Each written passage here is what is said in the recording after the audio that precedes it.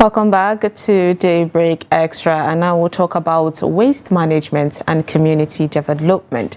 Now, in this segment, of course, it's all about art. So we have double, of art to talk about. A really sweet one, and I can't wait to share with you. So one of the significant factors which is being emphasized today is the role of community in the waste management. Community participation in waste management programs is essential and very, very helpful, in reducing environmental pollution as a result of the dangers of waste in our community. Now, beside that, community can also get economic value benefits, yes, from, participating in a waste management program. People can process the waste into something useful, something that they can use, something that they can sell, something that could be a souvenir and other fixtures from this trash.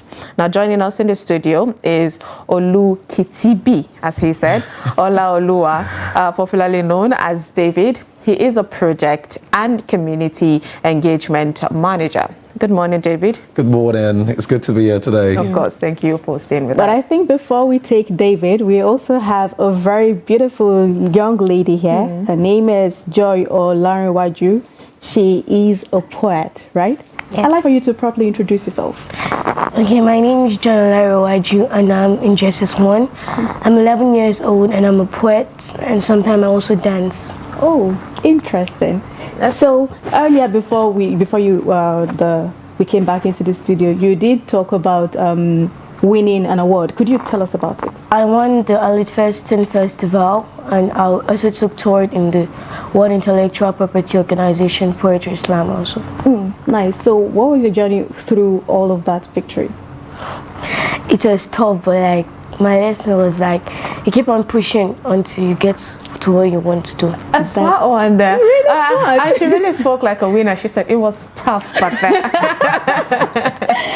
Okay. A very beautiful one, Joy. I can't wait to have you recite your poem for us. But let's talk to David a bit, and then I would come back, because we need your poet to just absorb, to get to us at a time that maybe the discussion is quite heated. Okay, so David, thank you for joining us. Thank you. So we all know how community, when it comes to Nigeria, we don't really have a proper dump place where we can dump a particular thing. Sometimes it's like in the middle of a community, which is not healthy, and then they will come burn it, and you see the carbon dioxide, I think, it would evaporate from vehicles. Exactly, and all that. would evaporate into the society, and these things we don't even know cause a lot of hazard in our body system, as our environment and all that. But then you are a project manager or community, engagement manager, and you find a way to work, with these things in order not for it to be hazardous to the society. Instead, it becomes more useful. So walk us through that journey, that phase of yours. Okay, it's great to be here. My name is, as I said, Olukitibi David. I work with Heartist. Alongside Olukitibi, a very interesting person to work with. So we've been partnering. We're creatives first. We're artists, and we're always questioning the why. So what can we do to make our community a better place is the question that keeps coming to our mind as creatives. And then we keep coming up. We've done different particular projects, but this we came up with a project called Planet Art, and the Earth. How can we use touching the art through art to change and transform the earth? So that was a project we came up with, and the project is basically a project that sensitizes people, creates awareness in various communities, because basically the urban part is already taken care of, if you ask me. Like we have a lot of dustbins, trash cans already. But if you go to these rural communities, to the shanties, to the slums, you rarely find that. You get, and even people in the slums really do not understand. They don't understand why. I remember this workshop that we did in collaboration with SCI, Adiza. When she was actually teaching, you just wonder, oh my God, you mean this waste cost this particular thing, but it always starts with one person just throwing a waste here, and then another person looking for, oh, this is also a waste site, and before you know, the various kind of disease just springs up. So it's more about ignorance. People are not aware of the dangers that this unhealthy or nonchalant waste disposal causes to the community, right? Yeah, there is also a level of ignorance. I mean, that plays, ignorance also plays a part, but it won't say the entire community is not aware. Okay. But maybe if they were properly sensitized on the danger, you know, maybe they might take a different tone, a different perspective. You understand? Maybe we might take a different tone on their approach, on how to approach things. And also, if maybe, say, people understand the wealth they can also get from this, what they can create from it, how they can... A lot of people don't know the benefit of plastics, especially in the rural communities. They don't understand the benefit of plastics. Now, speaking of the wealth that you can get from you know, waste disposal, I'd like for us to talk about recycling. I'm aware there is the 3 R's, more like the reuse. Yeah, the reuse, the repurpose, and the recycle. Right. Yes. So walk us through that. Okay. Basically, our project focuses on the repurposing. You understand? We're trying to repurpose. How can you basically use this plastics? Because plastics, they say, constitutes a larger waste of I think in 2004, just my farmer year, plastics alone constituted 20% of the weight that was gotten from my farmer. So we decided to focus on plastics. Plastics, nylons, and other non-biodegradable waste. We focused on plastics and started using it to create different kind of artifacts that can be put like bags, skipping ropes. You'll be so shocked. I really wish I came with one. You'll be so shocked that if you get a PET bottle, just the plastic on it, we'll start using it to create like skipping ropes. Oh. Yeah, not the cover, the one that you pull off the cover. Yes.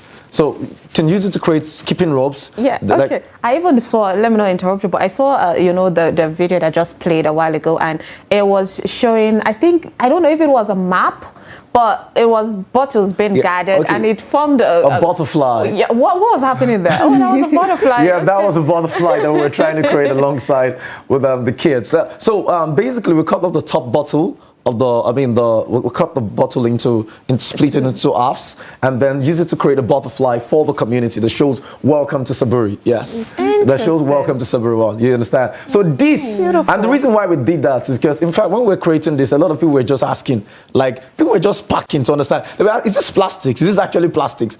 So that alone is a sensitization, even when we are not there, and that was why we really wanted to put that butterfly in front. As you're coming into the community, you can practically see it, to see the power of what this waste that you just dump and that is causing nuisance in the environment can actually do. You understand? Because one thing about waste, one thing about improper waste disposal does, it actually also affects the aesthetic value of any community.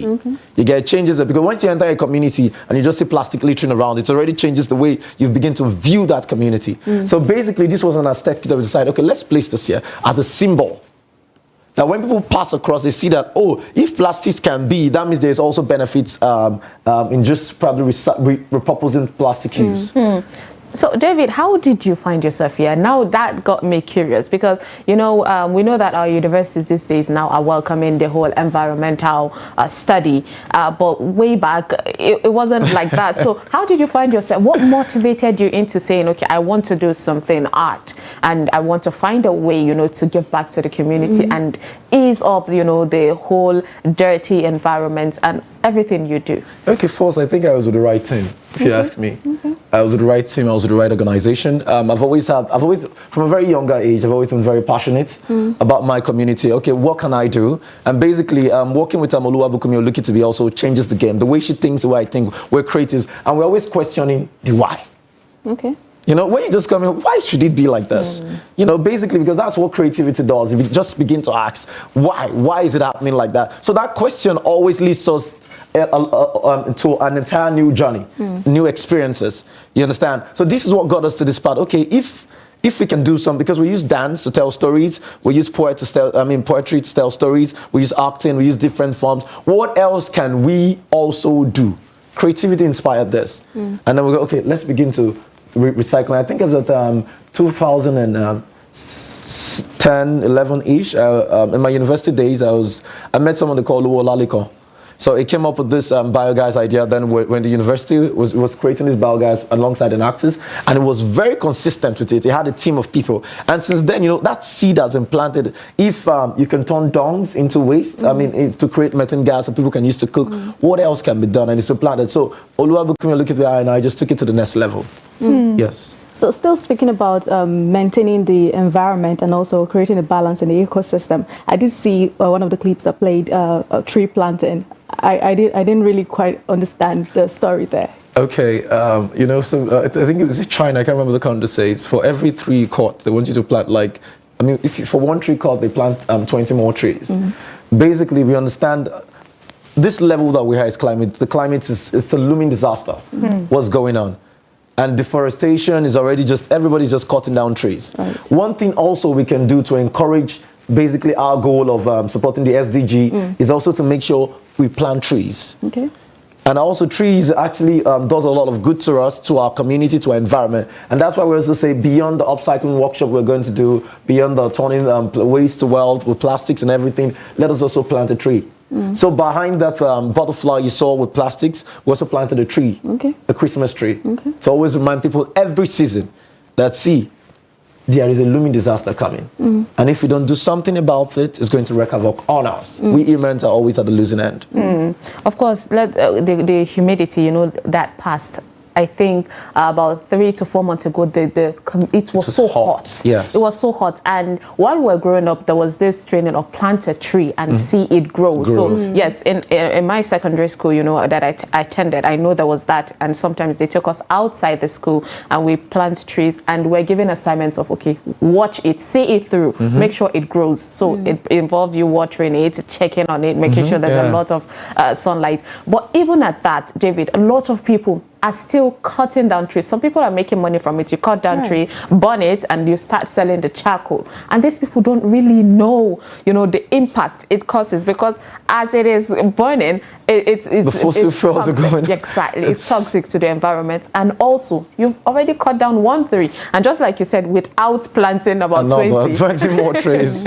So how do we reach these people? How do you sensitize the people? Let's start with what you do. You say you sensitize. How are you able to convince these people on the importance of, you know, keeping trees and trying not to cut them and all that? I think it starts with you. And that's why we took the bold step. It starts with you. Because when people see what you're doing, they begin to recognize the importance of planting trees.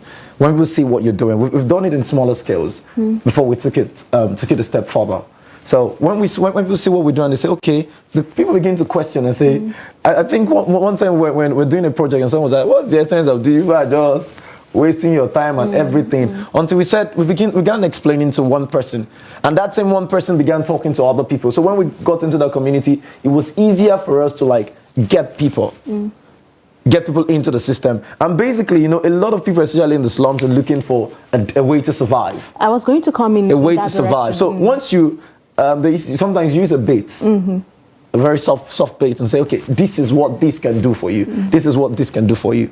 You understand? And if this is not in place, these are the hazards I can cause for you. And basically, you take them down memory line. Abuja didn't used to be this hot. True. Abuja didn't used to be this hot. In fact, the whole Bangladesh is basically in fact, your sweat can't cool you off no more in Bangladesh. So there are things already happening. No, we need to work on to keep basically. So if you're saying you need to sensitize people in the communities about, you know, the dangers of cutting down trees and all, but what about people who have, over the years, this is their source of livelihood? What would you advise they do? They don't know any other thing to do. Just, you know, they fell trees, they burn them, use charcoal, or some of them sell the wood for furniture making and all that. So what would you suggest? So basically, just like I said earlier, it's also a system that works. We have to also create a system that works. Definitely people will have to do furniture, people will have to do something related to that. One thing I can suggest, especially for those people that use charcoal, is actually providing another means. Like dongs, they actually create gas. It's actually creating another means for them to also begin to survive from. And also encourage people, you cut down 1 tree, plant another. Because if our forefathers, a lot of trees that are still being cut down were planted years back. If someone didn't plant the tree, you're not going to beat them. So let's encourage a system that says, see, for every tree, you put down a system that says, if one person cuts down a tree, he must also plant 20 trees in turn. Or 5 trees in turn. You understand? So as you're cutting this, you know that one other is growing in place of it. So we also have to create a system that is beneficiary to the society, beneficiary to the people in need of it, and beneficiary to humanity. That's quite patriotic, you know. He keeps mentioning the community. So in a video I saw something about, you know, tires, and we know that most times when the tire expires from the car, it's of no use, so it's been dumped somewhere. But you people make it into something really creative. Where did that idea come from? Okay, so recently Olukitibi did actually an art experimental for a walk, an earth walk, talking about if humans were earth. And we met someone, I just want to pick it from there. And someone said, right here in Bega, said that, yeah, where will we throw the waste? There is no dirt. I mean, there is no trash can to actually dispose the waste. Picking up from there, but in all these communities, maybe, you know, there's a part of sensitization, there's a part of also putting things system in place that can help people take caution. So we decided to use tires in the community to create trash cans. Okay. Trash cans where people can actually, you're passing, you want to throw something, you know, when you look around, nowhere, you just you just throw. So let's create trash cans where people can easily actually dump things for schools, because basically they said kids are the leaders of tomorrow. Right. If it starts from the school, let's put them in schools, very close to school, on the street, where people can easily just dispose things. So that's actually where the idea came from. Okay, still speaking about waste disposal, proper waste disposal. I'm aware, I think I was speaking to an environmentalist one time, and then he did talk about where there are some, you did talk about biodegradables, yeah? And then he said some items, some waste, you classify them into, you have the red trash, the green. Like, walk us through that. Okay, so the idea behind that is especially for people to be able to identify where to drop what. Because we have biodegradable waste. We also have non-biodegradable waste. Plastics, likes of plastics, likes of rubbers, they are non-biodegradable waste. While likes of food, the things that can decay, the things that can decompose. Right. So we actually use the green, red, and everything to identify where you should put what. Especially for schools, especially for kids. You understand? Some of them can just say, oh, anywhere you can throw anything. But not all waste are the same. Especially if you're going to recycle or reuse plastics, you need to know that plastics are kept here. Okay. Plastic are kept here. This kind of waste maybe that can be used to manual. All those biodegradable waste that can be used for manual. So that's the essence of the colors. Also. Yes, yes. A smart one there. Okay, so let's come to our beautiful Joy, Olanrewaju. Okay, so you have a poem titled Diamonds in the Mud, right? And Mr. David explained that it's all about, you know, a beautiful thing, but it's in the mud that needs help. And we're trying to tell people that it's basically based from your heart, it's about Nigeria. Yes. Okay, please read, or should I say recite, that beautiful poem for us. Go ahead. No, you of course sit down and do your thing. Help me, help me, help me. I don't know them, they carry me, they go. The current reality in this country is drifting our minds apart, taking our true faces into places we can't comprehend. Unconsciously, our thoughts have now become like a disease, seizing every part of our being with tears and fears, nor can we human beings. For our foreign land now feel like we are in a strange land, where only the rich and powerful are favored and we are left to labor. For even with our hopes and aspiration, we toil from dusk to dawn, yet we have a lot undone. So before you say this one's easy, have you ever considered these conditions have not been easy? For it's been a struggle and a fight, not with fists and punches, but with dreams and belief, taking the first, second, third, fourth, and fifth step with a mindset to crawl out of this pothole. But every chance you get for a big break, you're pushed back with your hopes snuffed out. Oh God, please, can you toss this coin again, so I can switch side before I die and get a chance to be on top?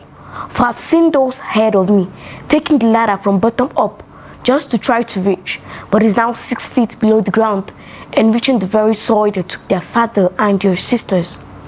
So it's a simple question I put to you. Can someone please show me the labor of our heroes past and give to us the fruit and the seed of the work of their hands? For of choosing this vast plain as our promised land, for we believe this grass can be greener on our side. So we'll decide to move and ride, leaving our past behind, a future yet to be seen and history yet to be written. So let's use the term wisely, before we sink and drown and lose the crown. For we were not thoughtful enough to do what's right. So I need, you need, we need all the help we can get. For sincerely, I don't know where this country they carry us to go. But if you know, I will be glad to know what you know. Oh, Oh, that's a so beautiful. What? I'm so emotional. Indeed, every word touches the heart of Nigerians, and we also hope to get that question where the country they carry us they go. David, what motivated you people into reaching out these kids, teaching them poetry and dance? What's the motivation behind that? Okay, hi, Olukitibi. I think growing up, there was a lot of struggle. No one told us, like, if you're not going to school, if you're not becoming a doctor, if you're not becoming this, then you're nothing in the society. And then if we felt that same way years back, definitely someone is also feeling the same way we felt. You understand? And basically, as creative, I said we're passionate about the community, looking at how we can touch. And going back to the community is just the most sensible thing to do for someone that has just come out of the community and is also striving. And giving these people a soft landing earlier in their age will be able to help them see potentials that lie within the creative industry and be able to help us produce stronger, better people who are vast. To say it takes 10,000 hours to become a professional at anything you do. So imagine you take a child at probably 9, a child at probably 8, and starts walking up. That child would have been able to create like a 10,000 hours to become that professional that person desires. And also they would have already been able to understand the nook and cranny of becoming what they want to be, especially in the creative industry. So what are the challenges, you have experienced, with all of what you do? It's all about giving the community, it's all about taking care of these children, finding a way to break through, some certain tough decision and getting that passion, developing that passion. What are the challenges? Because they cannot be, They would definitely. You see me smiling already. There is a lot of challenge. I want to start from the top, but there is a lot of challenge. Because you might that you think that something is good doesn't mean everybody believes it with you. So yeah, we have a good idea. Yeah, we think it's something valuable for the community. Yeah, it's doing something, but it's also sometimes not pretty accepted about the community. Like when one of the times we're trying to do something in one community, and then you saw people from the community that were trying to do something for came out in mass and said they don't want it. Oh yeah, was that real? So, but we had to speak to the Seriki, very understanding person. We had to speak to the Seriki. We have to go back. It all boils down to sensitization, and use one person as an example. Right. When you pick someone from the community and they see what you've done with that person, the potential the person carries, people begin to understand that, oh, it's actually possible. Like some of our kids, the parents will be like, oh, this thing you are doing is just nonsense. So but when they began to see that what we're doing is not only helping the child grow, it's also helping them academically, it's also helping them in different atmosphere. And we also teach, parenting and also respect, kids to have respect for their parents. So it's all encompassing for us. If not... Now let me come to Joy now, our young creative in the house. At such young age, you have been nominated and you have won awards. How does this make you feel? How does this stand you apart with your peers now? I just want to understand from your perspective as someone who has won awards in your position. Okay, I feel like there's more I can do. I'm like the sky is my limit. And not just that, like for people who are yet to be like me, I want to tell them that they should keep on, they should be hardworking. They shouldn't feel like they've gotten to the top yet. I'm nowhere yet, but I actually dream of winning more awards and becoming someone. Okay. And how are your friends treating you in school? Right. My friends, they're proud of you, yeah? Not all of them actually knows I'm a poet. Okay. So you're hiding it from them. Why? It's not like I'm hiding it. So what's happening there? I'm just a normal person in school. Of course you are a normal person in school. But then I feel you did say you're encouraging other people to be hardworking, yeah? I feel you can do that through your work. I'm not saying you should shine it and then act like, oh, yes, I've arrived somewhere. You understand what I'm saying? Yeah. Amongst your peers, you can help them channel their talents. Lots of young people like you have lots of talent. Just like Mr. David is doing for you, they're giving back to you, so you need to give back to others. Well, we're so proud of you, Joy. What your poet was amazing, and we hope that the new president, listen to it, and of course make a way to help the country so that we'll know where Nigeria they go.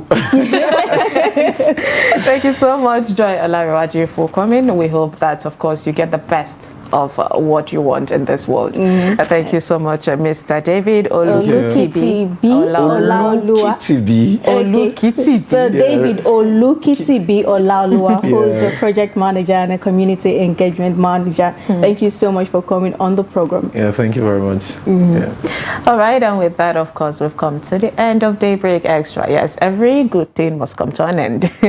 Do not forget, of course, to follow us across all our social media platforms in order to catch up with whatever we bring for you here on our station. I am Sumaya Bakar. Don't forget, of course, to stay tuned for the sports guy. Mr. Adeni Adishafe will be bringing you interesting sports news that's happening today. I am Sumaya Abubakar. I am Aisha Salihu.